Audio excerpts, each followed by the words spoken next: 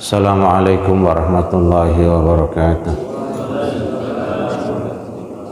Alhamdulillah,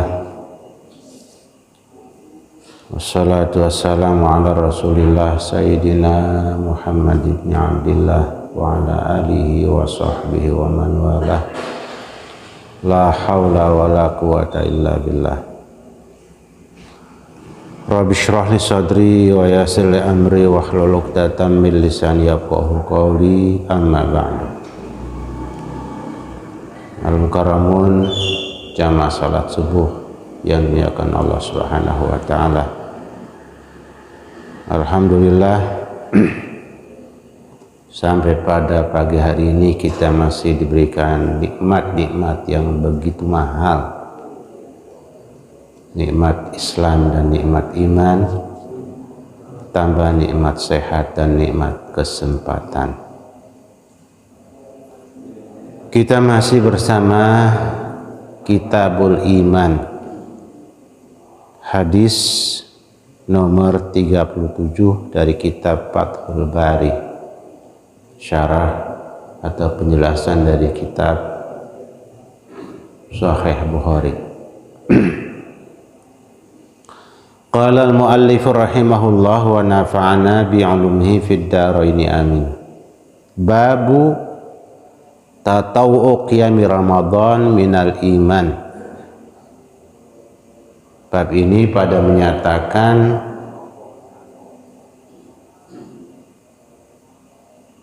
dianjurkannya, didorongnya bangun bulan Ramadan, menghidupkan bulan Ramadan itu bagian daripada tanda-tanda keimanan seseorang. Jadi hubungannya kemarin dengan babul jihad dan bab Lailatul Qadar nyambung.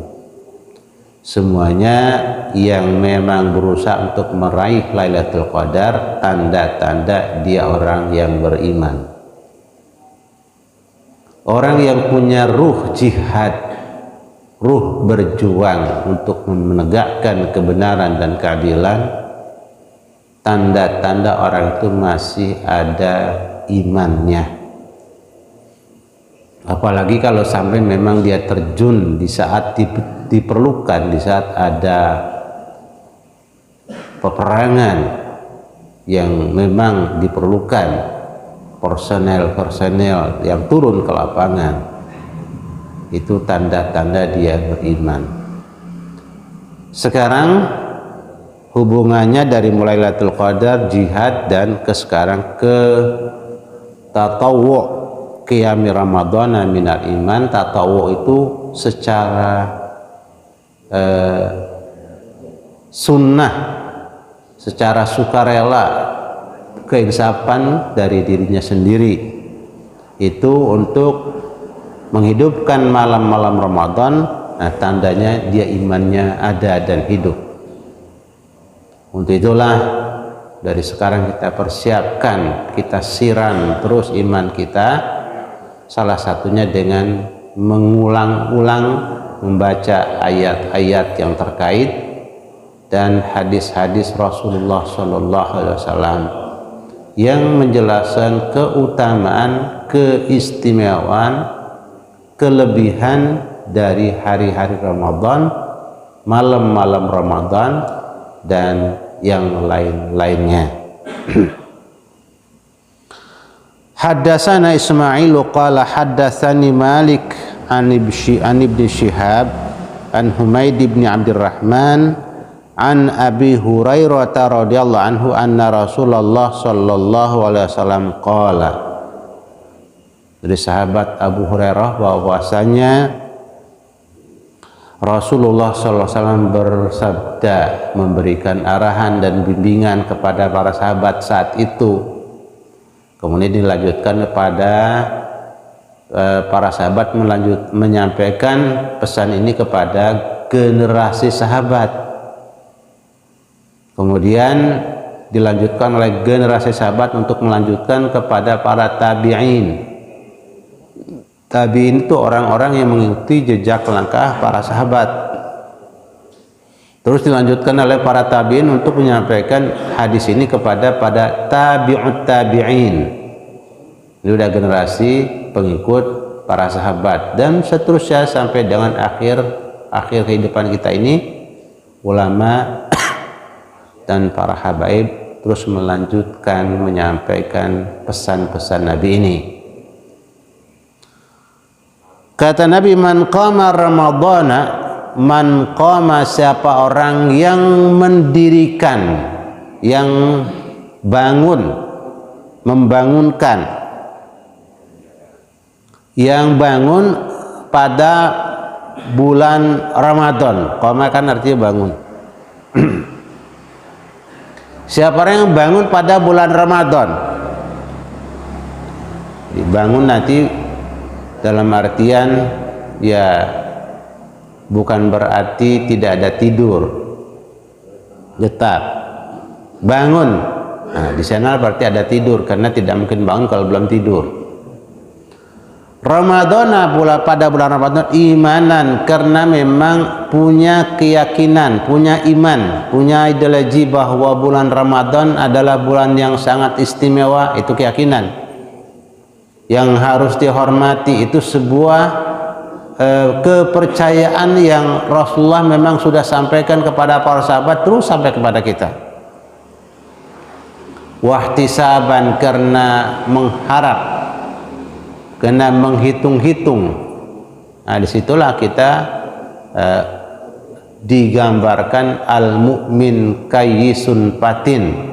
Orang yang beriman itu cerdas dan terampil menghitung. Jadi walaupun ibadah tetap dihitung oleh kita. Mana nih yang pahalanya lebih besar, mana yang lebih ringan dan pahalanya besar. Begitu. Jangan yang paling berat-berat, yang berat-berat kita barangkali nggak kuat. Yang mana yang ringan? Ya ringan kalau dalam perjalanan, bapak-bapak sholatnya diqashar dan jamak, itu ringan.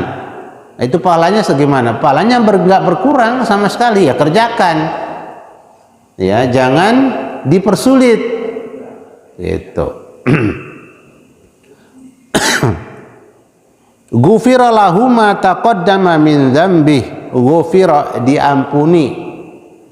Ya, kenapa pakai lafaz ghufira tidak ghafara? Karena kalau ghafara perlu fa'ilun, perlu objek penderitaan, perlu subjeknya, perlu yang mengerjakan pengampunannya.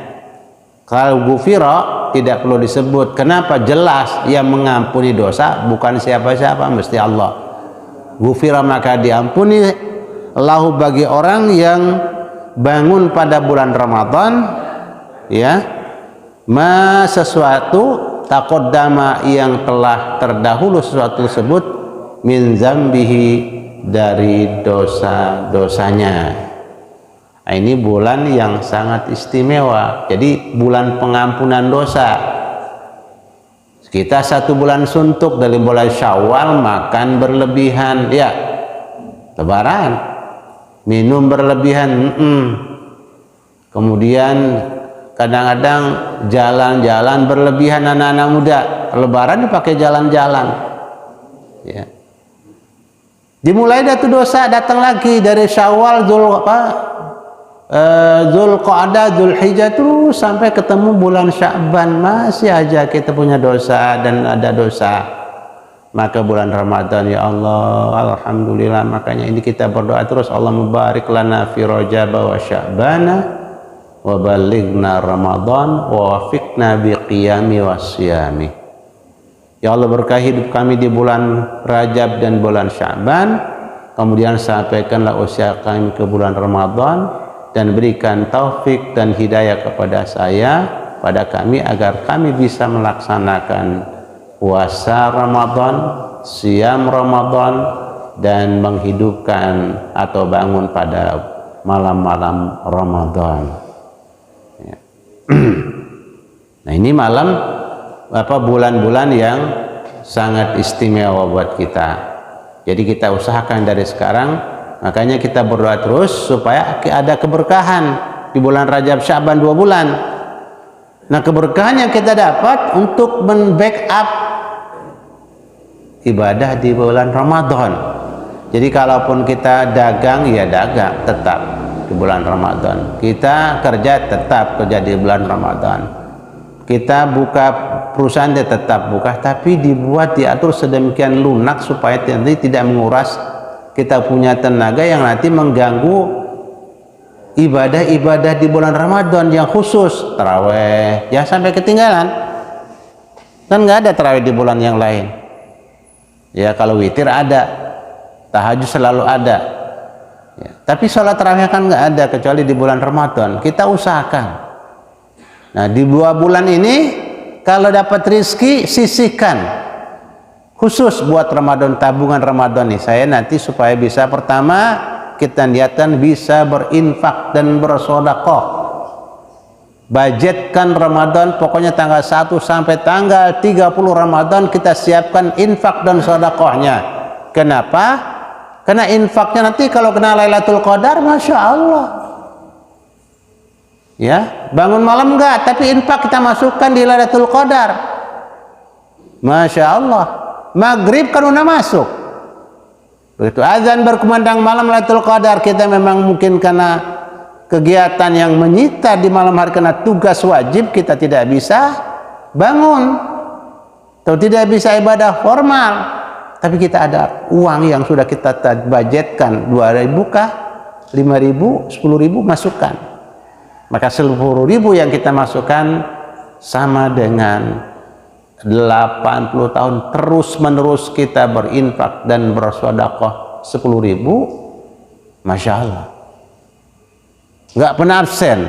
Nah, di situ makanya kita siap-siap jauh-jauh. Allahu Akbar. Jadi umat Islam punya keistimewaan yang luar biasa, punya kemudahan untuk penghapusan dosa, tidak perlu beli piagam ya, piagam penghapusan dosa. Ramadan sudah disiapkan oleh Allah buat kita semuanya. Karena kita berinteraksi pasti di sana ada salah, ada kelupaan dan ada kekeliruan yang tidak sengaja kita lakukan, atau bisa jadi ada unsur kesengajaan dosa. Nauzubillah, kita mintakan ampun dan beristighfar dan menghidupkan malam-malam Ramadan ini dari yang sebatas yang kita mampu, ya taraweh. Kalau emang nanti prediksinya nggak bisa bangun, ya sambung witirnya. Kalau nanti prediksinya bisa bangun, boleh tidak witir. Kalau sudah witir, nanti bisa genapkan dulu sholat malamnya, tambah 1 rakaat, nanti di akhir baru diganjilkan lagi. Atau tidak mau witir lagi, sudah nggak apa-apa, nanti sholat sunnah saja ya, sholat sunnah malam-malam. Subhanallah. Kemudian yang berikutnya, babu shaumi Ramadan ihtisaban minal iman. Bab ini pada nyatakan puasa pada bulan Ramadan karena mengharap pahala dari Allah Subhanahu wa Ta'ala, itu juga tanda-tanda dari seimannya seseorang. Ya kalau dia tidak puasa, dia imannya gompal. Ya dari sekarang sudah pengen, ya Allah masuk bulan Ramadan, ya Allah biar saya bisa puasa, begitu. Itu udah niatan-niatan dan keinginan-keinginan, cita-cita yang terus kita kumandangkan dalam doa kita. Wafiqna bisyami wa qiyami. Haddatsana Ibnu Salam qala akhbarana Muhammad bin Fudail qala haddatsana Yahya ibnu Sa'id an Nabi Salamah an Nabi Hurairah radhiyallahu anhu qala Rasulullah sallallahu alaihi wasallam, man shoma ramadhana imanan wa ihtisaban ghufira lahu ma taqaddama min dzambihi. Siapa orang yang melaksanakan ibadah puasa pada bulan Ramadan imanan, karena beriman kepada Allah, ya, bukan perintah siapa-siapa, ini perintah Allah. Bukan karena tetangga pada puasa kita ikut puasa, enggak, memang ini saya laksanakan karena Allah. Sekalipun tetangga tidak pada puasa, karena perintah Allah maka kita kerjakan dan tanda iman kita ada di dalam jiwa raga kita. Ya. Wahtisaban, kemudian dia yakin juga di samping iman dia punya harap-harap ada hitungan pahalanya. Di dunia dia akan terbentuk menjadi orang yang disiplin. Di akhirat akan diampuni dosanya. Kalau dosanya tidak ada, berarti dia ditempatkan dalam surganya langsung tanpa dicuci. Nah, di situ makanya kita berusaha untuk menghidupkan malam-malam Ramadan dan berpuasa supaya kita nanti langsung tanpa harus mampir na'udzubillah ke dalam neraka. Ya, langsung masuk surga lewat pintu Ar-Rayyan, pintu surga yang namanya Ar-Rayyan. Ghufira lahu ma taqaddama min dzambi, maka diampuni orang tersebut sesuatu yang telah terdahulu dari dosa-dosanya. Masya Allah. Ini tadi menghidupkan malamnya, sholat tarawih, kita jangan sampai absen. Kalau memang ada tugas setelah sholat isya nggak bisa sholat tarawih dengan berjamaah, waktu sholat tarawih panjang dari setelah sholat isya sampai sebelum terbit fajar. Saya kerja Pak malam, ada shift malam, iya, nggak apa-apa, tinggal ambil pokoknya minimal 8 rakaat plus 3 witirnya, kemudian maksimal 36 rakaat bersama witirnya 3, jadi 39 rakaat. Nah, kita makanya ambil pertengahan, khairul umur awsatuha, ya, yang sebaik-baik urusan yang pertengahan. Ya, kita ambil 20 rakaat plus 3 witirnya, ya, 10 salam kali 2, kemudian sama 3 witirnya jadi 23 rakaat. Di mana Ustadz? Bagaimana Mekah Madinah? Iya, Mekah Madinah sholatnya di Masjidil Haram 23 rakaat. Kalau udah 10 terakhir bukan 23 menjadi 33 rakaat. 31 rakaat. 31. Kena 20 plus 11. Kalau malam-malam biasa sebelum tanggal 10 terakhir bulan Ramadan, 10 terakhir bulan Ramadan, tetap 23 rakaat di 2 masjid agung dunia itu. Nah, masjid Kampung Hutan mana? Nah, ini masjid agungnya Masjid Baitur Rahman. Kalau memang dinyatakan oleh masyarakat Kampung Hutan sebagai masjid agungnya, ya. Tapi sampai hari ini belum ada ketetapan oleh masyarakat Kampung Hutan mana masjid agungnya. Ya, sekota Depok masjid agungnya juga belum ditetapkan mana masjid agungnya. Ya, kalau Makkah Madinah ya sudah masjid agungnya, kalau dunia masjid agungnya Masjidil Haram dan Masjid Nabawi. Di 2 masjid itu sekali lagi sholatnya 23 rakaat. Ada yang memang nggak kuat, capek atau ada tugas, dia 8 keluar. Tar witirnya malam saya mau nyambung keluar kelas setelah 8 rakaat 4 salam. Nah, kita nanti kalau di Mekah Madinah di masjid-masjid kampung musola, nah itu mereka sholatnya 11 rakaat. Kenapa? Ad-dinu yusrun. Itu dalilnya. Ya, la yushadad dinu, ya la yushadad dinu aw la yushadad dina illa ghalabahu. Nah, kita juga punya dalil. Teman-teman yang melaksanakan 23 punya dalil. Khairul umur awsatuha. Kalau yang 39 rakaat, wah itu berat itu Pak. Itu bisa kalah kita. Akan mampu nanti. Ujung-ujungnya malah tidur. Kagak sholat malam. Kenapa? Kebanyakan.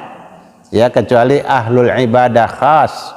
Ahlul ibadah khas ini memang orang-orang yang fisiknya dan semangatnya luar biasa. Ya, kita ambil enggak yang di atas, enggak yang di bawah, ambil pertengahan 23. Tetapi semuanya tadi agama itu mudah, jangan disulit-sulitkan. Ya, kalau ada yang gampang kenapa kerjakan yang susah? Pahalanya kan sama. Ya, seperti dalam perjalanan kita, dalam perjalanan jauh ya jangan sholat adaan setiap waktu kita buat adaan tapi di jama' dan qasar, ya. Jadi itu mempermudah dan pahalanya nggak berkurang. Nah, disitulah teman-teman yang mengambil yang tadi, yang 8 memang dalilnya ad-dinu yusrun. Nanti akan ketemu hadisnya. Di sini makanya karena ini kaitannya nanti dengan masalah ibadah Ramadan, maka hadis ini ditampilkan dua-duanya. Supaya nanti kita tidak gara-gara sholat Ramadan, gara-gara bulan Ramadan pada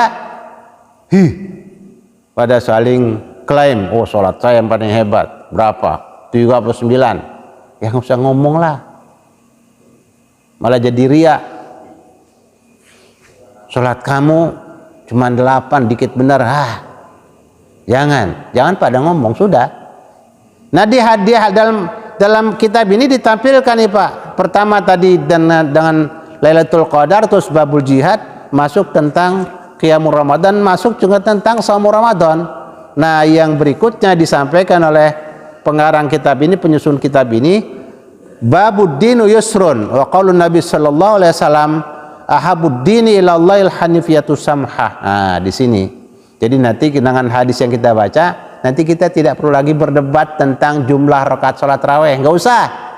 Ngapain yang diperdebatkan atau yang perlu diajak didiskusikan bagaimana teman-teman yang belum salat tarawih dipancing dengan apa kira-kira di samping masjid. Apa dikasih door prize gitu, ya, tulis yang gede-gede door prize-nya 1 motor, ya, door prize untuk sholat taraweh 1 bulan suntuk. Ya, kalau masjid banyak duit kenapa tidak, untuk memancing semangat jamaah untuk sholat taraweh. Nanti diundi di malam terakhir, udah kotaknya siapin Pak Said, ya kan boleh itu pakai, ya asal Pak Haji Said yang nyiapkan motornya. 1 motor pajang di situ, hadiah sholat taraweh gede banget, door prize ini. Nanti ada panitia tiap hari yang memantau jamaah, ya, kemudian dipantau terus, dan kalau perlu ada absen, kalau perlu udah di absen, nanti terakhir semuanya hadir, alhamdulillah nih, ya, kita undi dah. Nomornya ada 1000 jamaah, kita kocok keluarin, udah keluar Haji Said lagi yang dapat. Ya.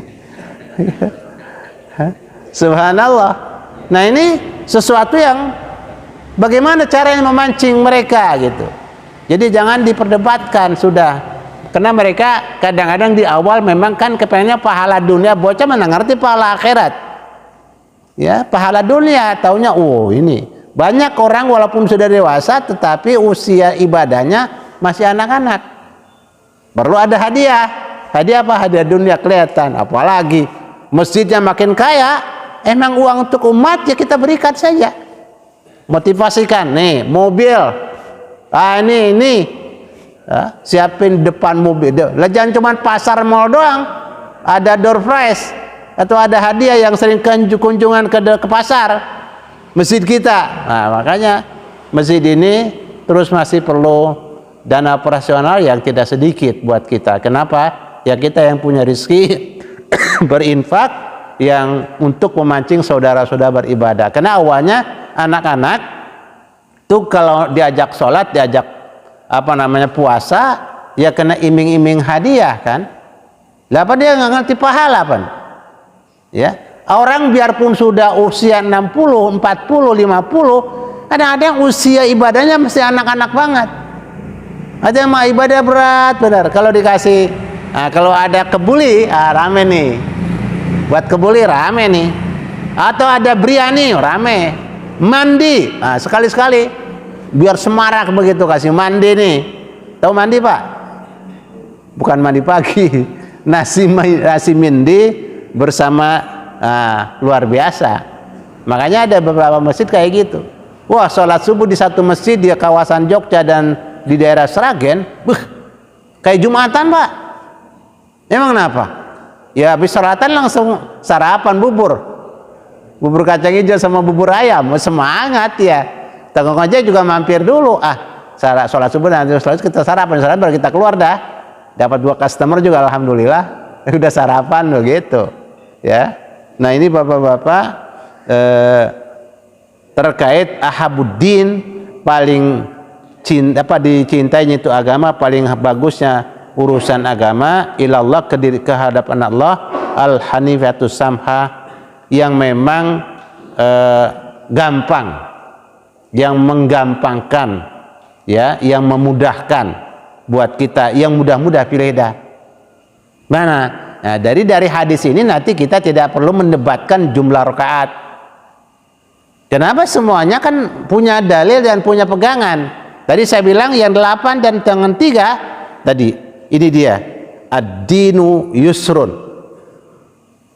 Buat teman-teman yang 23, nah dia punya khairul umur awsatuha, sebaik-baik urusan perkara itu yang pertengahan. Kalau tadi agama adalah mudah, terus yang terakhir tadi yang 36, 11, 23, 36, aman dah. Silakan yang mampu 29, 39 silakan. Saya memang nggak kuat yang 8 sama 3 aja dah. Alhamdulillah masih 11, masih bisa, masih rutin. Nah, ini sekali lagi tadi minimal buat kita juga.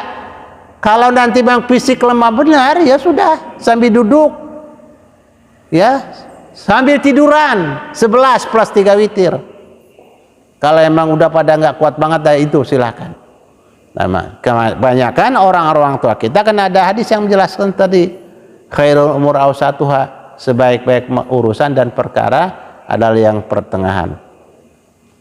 Haddasan Abdus Salam Ibnu Mutahhar qala haddatsana Umar bin Ali an Ma'ni bin Muhammad al-Ghifari an Sa'id bin Abi Sa'id al-Maqburi an Nabi Hurairah radhiyallahu anhu anin Nabi sallallahu alaihi wasallam qala innad dina yusrun. Ya Pak, jadi kalau dalam perjalanan jangan bahasanya jangan merasa kuat. Dalam perjalanan sudah permudah, ad-din yusrun, agama itu gampang. Kalau dalam perjalanan sudah sholat zuhur 2 rakaat, asar 2 rakaat. Kapan mau sholatnya? Zuhur, asar tarik ke zuhur, namanya jama' takdim. Oh nanti asar aja, zuhur tarik ke asar, namanya jama' takhir. Nah begitu. Itu yang memang yang kayak gitu jangan tidak dikerjakan. Udah pilihan yang paling gampang. Nggak saya ntar mau sholat zuhur, ya sholat, apalagi kendaraan bukan kendaraan pribadi. Kendaraan pribadi aja kita ya kan dimudahkan oleh Allah untuk kemudahan. Jadi zuhur kita kalau mau berangkat ke Jawa Timur, berangkat dari rumah jam 10:30 menuju Pool atau agen bus. Busnya berangkat jam berapa? Jam 1. Nah, di Pool nanti kita sholat zuhur dan asar sudah lengkap.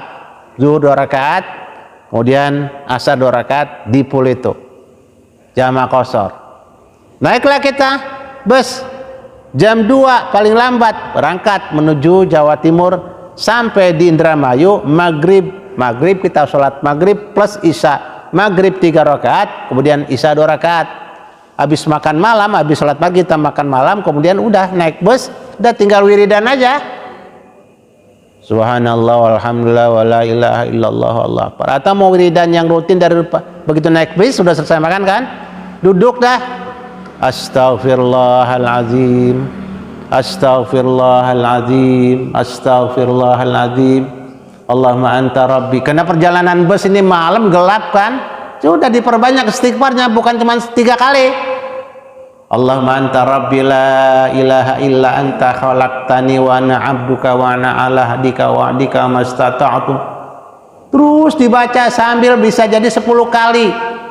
Ya, sambil merem-merem karena mau baca juga lampu dimatiin sama pengemudi. Dan memang itu kode etik, harus dimatikan malam lampunya di dalam buat kenyamanan ya. Cuman yang punya bus perusahaannya bukan kita. Begitu lampu mati langsung monitor hidup, ribet dah. Apa? Ya dangdutan, ya jaipongan, muskilah, problem. Ya seharusnya yang punya kita. Ya. Seingat saya ada ada bus Haryanto namanya. Insya Allah itu lebih dari sekian bus, busnya Haryanto itu yang lebih lebih steril dari model-model ya jaipongan dan masya Allah seronok bener tuh gambar. Bagaimana mau baca Anda? Kagak bisa akhirnya. Ya, makanya bapak-bapak, ibu-ibu, kita juga berusaha punya PO bus, punya, sehingga nanti bus itu bisa diatur oleh yang punya. Nah semuanya itu kan yang ngatur yang punya. Ya, nanti kalau ada pengemudi yang menampilkan film-film seronok atau gambar-gambar seronok, tolong teleponin. Nah begitu, selesai urusan. Jadi nanti di bus itu yang ada tadi istighfar, just tahlil, la ilaha illallah wahdahu la syarikalah, lahul mulku wa lahul hamdu yuhyi wa yumiitu wa huwa ala kulli syai'in qadir. Karena kita nggak ada sekian perusahaan bus, sekian ratus perusahaan bus atau sekian ribu perusahaan bus, kita nggak ada Pak. Ya, subhanallah. Padahal kan umat Islam itu lebih yang banyak. Di situ makanya bicara kita ini banyak dalam jumlah, tapi masih banyak dimanfaatkan kebanyakan kita oleh mereka yang punya perusahaan dan seterusnya.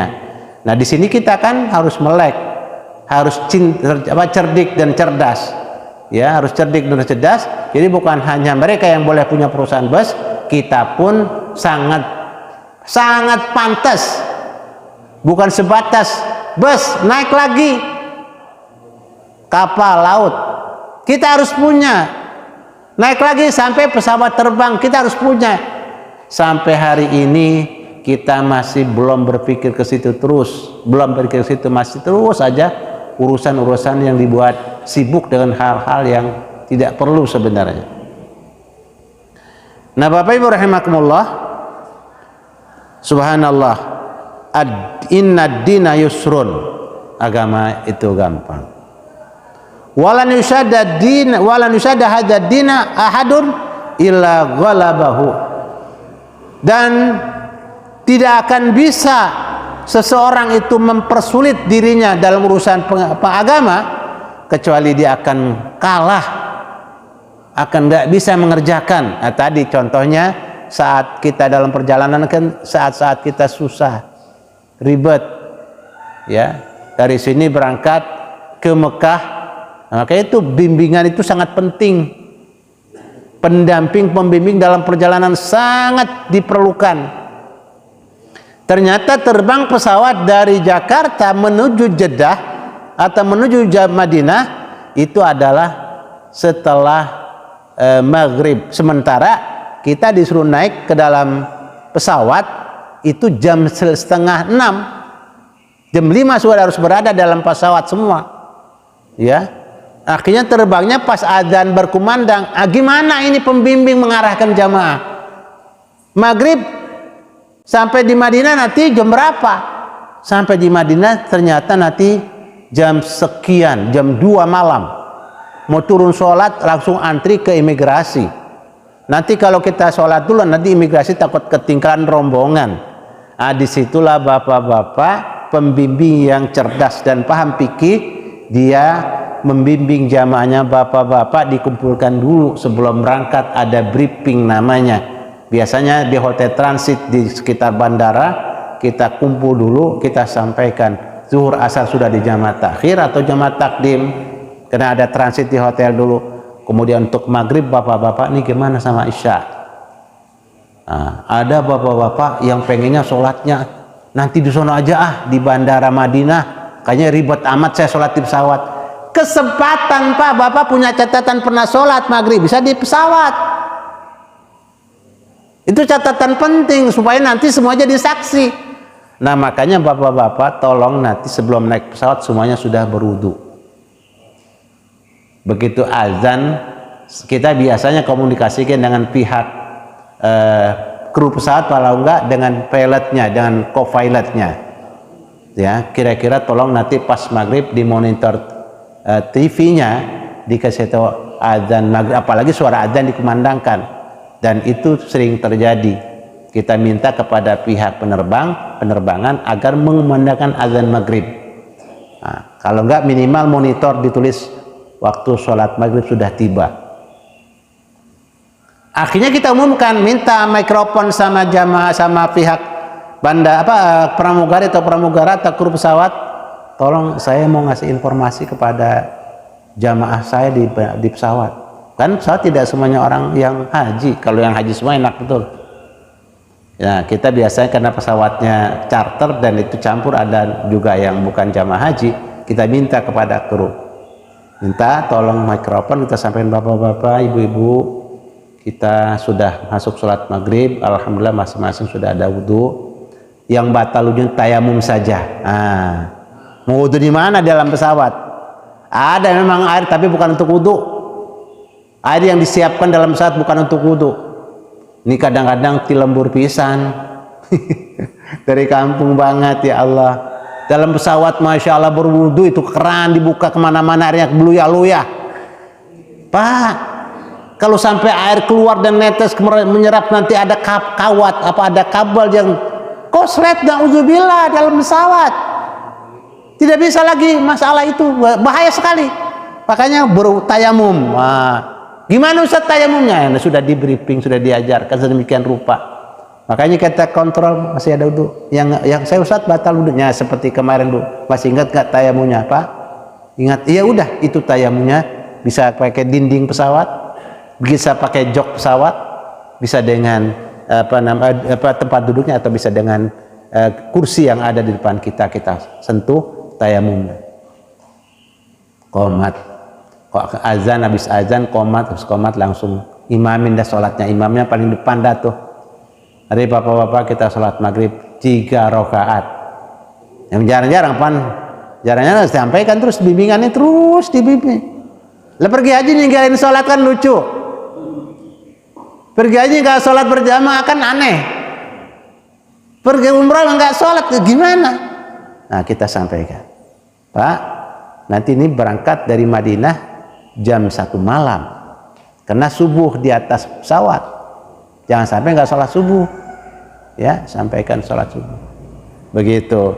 Nah ini bapak-bapak, hal-hal yang kayak gini jangan dibuang kesempatan. Maghrib 3, isya 2, langsung qomat ke sholat maghrib, kita langsung selesai, kita qomat Allahu Akbar, sholat isya 2 rakaat, selesai. Nanti sampai Madinah sampai di Jeddah kita tidak terngiang-ngiang, saya belum sholat isya, saya belum sholat isya. Kan itu buat usia kita, usia di mana sudah 40 ke atas, kita sudah sangat disiplin dengan sholat. Begitu belum sholat gimana? Gak nyaman, perasaan ada ganjel aja. Tapi kalau sudah maghrib bisa sudah selesai, plong. Nah, itu ketenangan. Tenang dalam perjalanan itu adalah yang membuat kita nyaman. Kalau gelisah dalam perjalanan bisa sakit, Pak. Dalam perjalanan sakit, la haula wala quwata illa billah. Ya, nah ini namanya inna dina yusrun. Jangan dipersulit. Kalau memang Allah sudah kasih yang pilihan yang gampang, kerjakan yang gampang, ambil yang gampang. Mana? Jamak qashar. Punya kenangan kan? Ada yang kagak, saya nggak bisa Ustaz sholat di kursi pesawat. Ya memang itu kemudahan Allah kasih, yang gampang dah. Allahu Akbar. Bahkan sholat ya di atas pesawat itu satu catatan penting dalam hidup kita. Di kereta catatan penting, di angkot masya Allah bisa jadi sholat di angkot bisa. Ya kalau ada demo habis-habisan kita nggak bisa keluar. Mau keluar juga berbahaya, udah dalam angkot aja dah, sholat dan maghrib. Maghrib Allah Akbar. Inna dina yusrun. Dan dalam kondisi seperti itu Allah sudah berikan pilihan yang mudah, jamak qashar. Nah, nanti turun sudah di Jeddah tinggal antri. Kalaupun sempat mau ke kamar kecil, sudah kamar kecil aja, nggak perlu antri dan ribet sholat berjamaah di bandara karena tempatnya sangat terbatas. Tempat wudhunya juga susah, orang banyak. Musim haji Pak, di ruang tunggu belum keluar, pesawat sudah datang lagi untuk turunkan penumpang. Udah bertumpuk di dalam ruang tunggu, antrian, masya Allah berat itu. Nah, ini situasinya Allah Maha Tahu, Nabi kita berikan bimbingan, sudah ikut aja. Jangan persulit, karena kalau kita persulit kita pasti kalah. Artinya udah kalah artinya apa? Ya nanti akhirnya sholat isya nggak kekerjakan, nggak dikerjakan akhirnya. Ya, fasaddidu wa qaribu wa abshiru. Fasaddidu, maka berusahalah yang mendekat ke yang benar, yang ada dalilnya. Ya, saddidu, berusaha untuk mendekat yang memang benar. Artinya yang memang mudah tapi ada dalilnya, ada landasan hukumnya, ada catatan dari Nabi dan para sahabat Nabi, kerjakan. Kemudian waqaribu, dekatkan kalaupun tidak persis dengan apa yang Nabi kerjakan, kita mendekatkan dengan yang Nabi kerjakan. Misalnya di zaman sekarang, Pak, berhaji dan berumrah itu kan susah sekali untuk persis dengan apa yang Nabi kerjakan. Pak, dia merapat mendekat gitu, mendekat dengan apa yang Nabi kerjakan. Gimana umrah yang Nabi kerjakan? Ya, bagaimana haji yang umrah haji Nabi yang Nabi kerjakan? Haji yang Nabi kerjakan itu kan Nabi berikan pilihan 3 macam. Ada haji ifrad, ada haji tamattu, ada haji qiran. Bapak-bapak mau milih yang mana? Haji tamattu. Oh iya, memang haji tamattu yang paling mudah. Iya, pilih dah. Ya. Gimana haji tamattu? Iya, haji tamattu yang memang nanti harus menyembelih seekor kambing, namanya bayar dam. Mengalirkan darah kambing di tanah suci. Gimana caranya? Nanti bawa kambingnya dari Indonesia. Oh, susah. Kalau Nabi kan para sahabatnya bawa onta dan kambingnya dari Madinah, sudah dikalungkan. Gitu. Nah, ini hewan untuk sembelihan, namanya hewan hadiu. Makanya oleh orang yang memang sampai di Mina udah disembelih, lepas air tinggal diambilin sama orang dulu. Kalau sekarang sudah ada tempat pemotongan. Nah, kalau kita mau melakukan kayak Nabi, bawa kambing dari Indonesia kan nggak mungkin. Ya bawa duitnya dah, kita beli di sana. Atau bayar dengan panitia, tolong dah sembelihkan kambing. Selesai kan? Itu namanya mencoba mendekatkan dengan yang Nabi kerjakan. Wasaddidu wa qaribu wa abshiru. Beri kabar gembira dengan pahala yang Masya Allah, insya Allah nggak ada kekurangan dalam hal itu, walaupun jumlah rakaat dikurangi, ya tidak sama, tetapi itu ada pahalanya, apalagi kalau keikhlasannya tinggi. Wasta'inu, dan mintalah pertolongan bil qadwati, untuk ibadah pada waktu awal hari kayak subuh dan qadwah, warauhati, dan awal malam, rauhah. Awal malam apa? Maghrib. Wa syai'in minad dulajah, dan minta juga pertolongan kepada Allah untuk beribadah di tengah-tengah malam. Ya, tengah-tengah malam nanti bisa jadi sholat isya atau memang sholat malam, sholat sunnah tahajudnya. Nah, ini dalil yang dikumpulkan di kaitan Ramadan supaya nanti kita tidak riweh dengan perbedaan. Yang mau sholat sekian silakan, yang mau tarawih sekian silakan, yang memang mau puasa mau berbuka dengan ini silakan. Jadi subhanallah, jadi nanti sangat mudah dan fleksibel, ya. Dan sampai nanti sholat tarawih itu memang sunnah buat bapak-bapak yang memang tugasnya menjadi pengawal presiden, menjadi pengawal gubernur. Pas tarawehan nggak bisa melaksanakannya, bapak nggak usah taraweh di Masjidil Haram. Pak, saat kita taraweh ada polisi lagi diri aja, nggak taraweh dia. Sholat zuhur kita sholat diri, nggak sholat zuhur dia diri aja. Betapa rasa hati pengen jamaah kan dengan imam, tapi memang anda bertugas, nah sholat taraweh ya nggak kekerjakan, nggak apa-apa, sunnah hukumnya. Menjaga tugas itu adalah wajib, kerjakan yang wajib, jangan kerjakan yang sunnah, meninggalkan yang wajib. Kor, cari telur puyuh, telur bebek dibuang, sayang dah, ya jangan. Nah, cari-cari kambing, kerbau dilepas, jangan.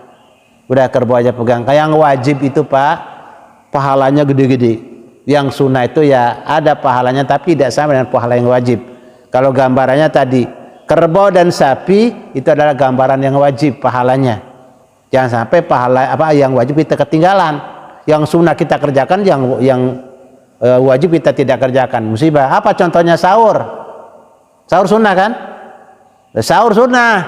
Jangan sampai sholat subuh nggak berjamaah ketinggalan, wah rugi besar. Jadi makanya sahurnya di ujung biar sholat subuhnya nggak ketiduran. Ya, kalau udah selesai sahur mungkin agak malam, udah jam 3 udah selesai sahur, jangan terus di rumah. Wudu, sikat gigi yang rapi, jalan ke masjid. Kalau di masjid kalau ketiduran ada teman-teman yang lain. Kalau di rumah istri tidur, kita tidur juga.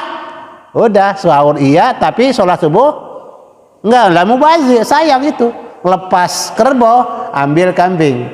Ya, sayang betul.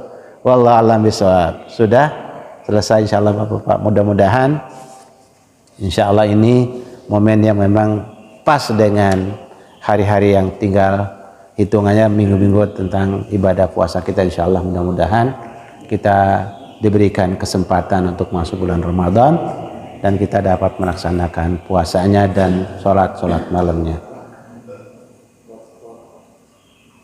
Hadanallahu wa iyyakum ajmain. Assalamualaikum warahmatullahi wabarakatuh.